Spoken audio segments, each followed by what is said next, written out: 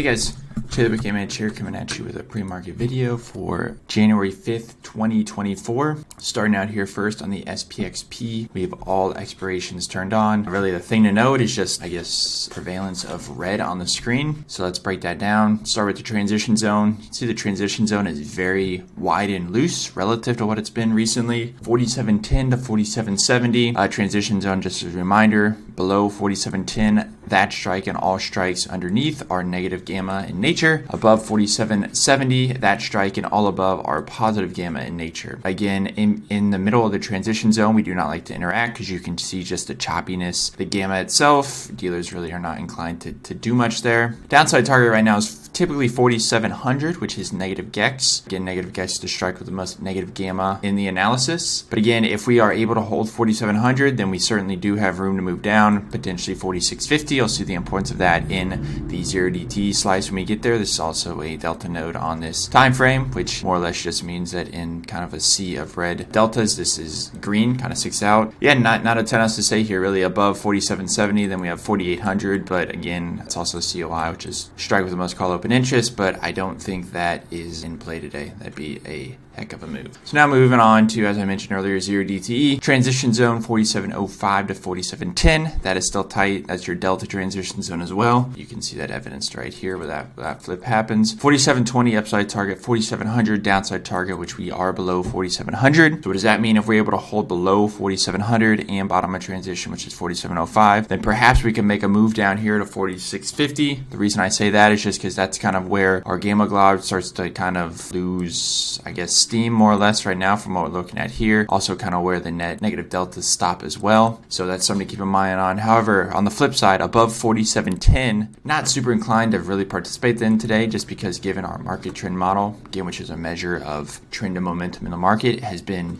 persistently down for quite a while now. Short-term moving average ribbon is lower. The longer-term moving average ribbon is still, I guess, to the upside, but it's starting to curl over. So again, it's starting to see cracks in the ice on the long-term perspective as well. Coming back to this, if we're able to hold above 4710, all of these puts that are in the money flip to out of the money, and then those calls, we can see we're net call dominant above that strike. Those calls start to flip from 0 to 1. And so just understanding kind of how that impacts the dealer's book, and kind of we could get a reflexive move higher. So that's just something to be cognizant on if we do kind of start to see price break above this level. But again, first we need to break through 4700 and 4705 to contemplate that situation. Looking at the 1DT looks, awful, frankly. Yeah, transition zone 4705 to 4730. However, if we look over at the landscape view, we can really see 4705 to 4710 kind of makes sense there as well, which matches the 0DT structure. In the money, out of the money put dominated on this structure. Have room down to 4650. This kind of aligns with the 0DTE and SPXP full complex. So, if we do kind of get some more downside momentum, maybe this target makes sense. Above 4730,